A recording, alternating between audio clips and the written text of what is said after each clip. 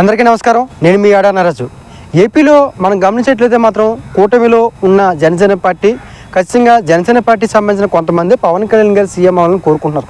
అసలు నిజంగా సీఎం అవ్వాలంటే అసలు ఓట్ షేరింగ్ కావచ్చు, లేకపోతే సీట్లు కావచ్చు, ఏ రకంగా ఉంటాయని మనం అసలు మీ అందరికీ ఎక్స్ప్లెయిన్ చేసే ప్రయత్నం చేస్తాం. ఏపీలో మొత్తం గమనించేట్లయితే మాత్రం 175 సీట్స్ ఉన్నాయి, 175 స్థానాలు ఉన్నాయి. ఖచ్చితంగా మనం ఒక ప్రభుత్వాన్ని ఏర్పాటు చేయాలంటే మ్యాజిక్ ఫిగర్ అనేది 88 స్థానాలు ఏ పార్టీకి వస్తాయో ఆ పార్టీ ప్రభుత్వాన్ని ఏర్పాటు చేస్తుంది. ఆ పార్టీ సంబంధించిన వ్యక్తులే సీఎం అవుతారు. అంటే 88 స్థానాలు ఎవరికైతే వస్తాయో వాళ్ళే ఆ పార్టీకి సంబంధించిన వాళ్ళు సీఎం అవుతారు. ఒకసారి మనం గమనించినట్లయితే మాత్రం 2019లో జనసేన పార్టీకి వచ్చిన ఓట్ షేరింగ్ అనేది 5.53%. గెలిచిన సీట్లు 1. అంటే 2019లో జనసేన పార్టీకి వచ్చిన ఓట్ షేరింగ్ 5.53. ఓకే, వచ్చిన సీట్లు ఒక ఎమ్మెల్యే సీట్ వచ్చింది.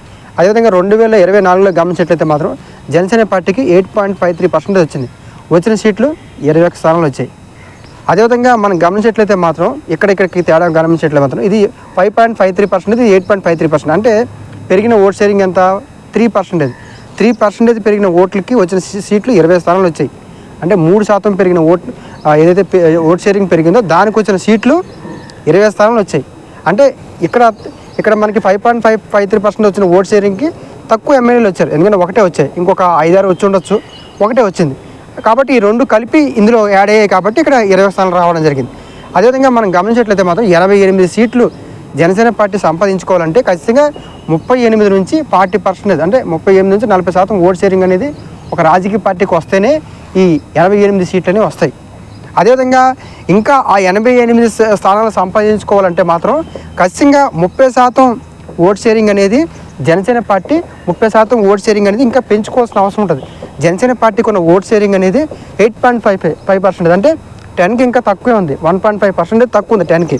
కాబట్టి ఇంకా జనసేన పార్టీ 30% ఓట్ షేరింగ్ పెంచుకోగలిగితే జనసేన పార్టీ బాగా బలంగా లిఫ్ట్ అవుతుంది. ఖచ్చితంగా ఈ 88 స్థానాలు ఏవైతే ఉంటాయో ఆ 88 స్థానాలకి ఖచ్చితంగా జనసేన పార్టీ రీచ్ అయ్యే అవకాశం ఉంటుంది. అదేవిధంగా బీజేపీ మనం గమనించేట్లయితే మాత్రం బీజేపీకి 1.31% ఓట్ షేరింగ్ వచ్చింది మొన్న 2024లో. 2019లో మాత్రం ఇంకా కొంచెం తక్కువ వచ్చాయి. కాబట్టి దీనికి బీజేపీ పార్టీకి 8 సీట్లు రావడం జరిగింది. కాబట్టి జనసేన పార్టీకి బలోపేతానికి పవన్ కళ్యాణ్ గారు ప్రజెంట్ జనసేన పార్టీ యొక్క బలోపేతానికి చాలా కృషి చేస్తారని మనం చెప్పుకోవచ్చు. అదేవిధంగా ఏదైతే పవన్ కళ్యాణ్ గారు సీఎం అవ్వాలంటే ఖచ్చితంగా 88 స్థానాలు ఒక రాజకీయ పార్టీకి జనసేన పార్టీకి వచ్చే లేవు. కాబట్టి ఖచ్చితంగా పవన్ కళ్యాణ్ గారు టీడీపీతో పొత్తు పెట్టుకోవడం జరిగింది.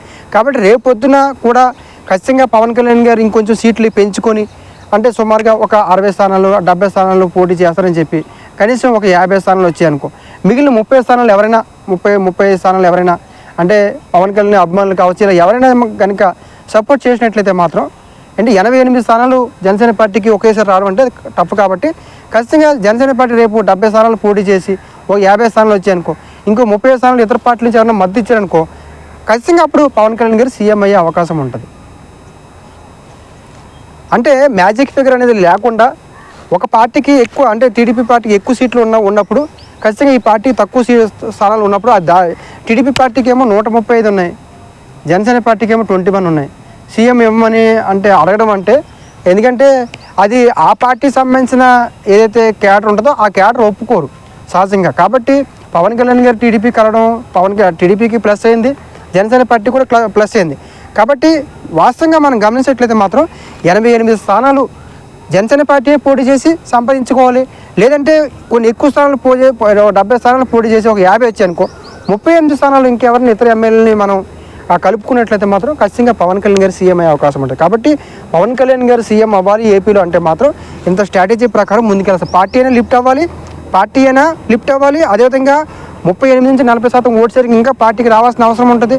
అదేవిధంగా లేదా మనం ఈ రకంగా పోటీ చేసి కూడా ఇతర ఎవరైనా ఎమ్మెల్యేలు సపోర్ట్ చేసినట్లయితే మాత్రం ఖచ్చితంగా పవన్ కళ్యాణ్ గారు సీఎం అయ్యే అవకాశం ఉంటుంది. కాబట్టి ఇంత ప్రొసీజర్ ప్రకారం అయితే మాత్రమే పవన్ కళ్యాణ్ గారు సీఎం అవుతుంది తప్ప కేవలం సీఎం పవన్ కళ్యాణ్ అవ్వాలి అనుకుంటే మాత్రం అది అయ్యే పని కాదు. అంటే ప్రాక్టికల్గా ఉన్న పొజిషను రాజకీయ పరంగా ఏదైతే చట్టపరంగా కావచ్చు, లేకపోతే శాసనసభలో కావచ్చు, ఏదైతే బలం ఉంటుందో ఆ బలాన్ని నిరూపించుకున్నప్పుడు ఆ బలాన్ని ఎవరైతే ఎమ్మెల్యే ఉంటారో వాళ్ళు చూపించినప్పుడు మాత్రమే అది సీఎం అయ్యే అవకాశం ఉంటుంది తప్ప ఏదో మనం ఒక పార్టీకి లేకపోతే పవన్ కళ్యాణ్ గారి అభిమానులు కాబట్టి సీఎం అని అంటే అది ఖచ్చితంగా అయ్యే అవకాశం లేదు. ఎందుకంటే ఒక రాజకీయపరమైన ఒక రాజకీయ పార్టీ ఉన్నప్పుడు ఆ పార్టీకి వచ్చిన సీట్లు లేకపోతే ఇతర మద్దతులు ఇవన్నింటినీ బేస్ చేసుకొని సీఎం పదవి వస్తుంది. కాబట్టి ఖచ్చితంగా జనసేన పార్టీ లిఫ్ట్ చేసే ప్రయత్నం పవన్ కళ్యాణ్ గారు చేస్తున్నారు.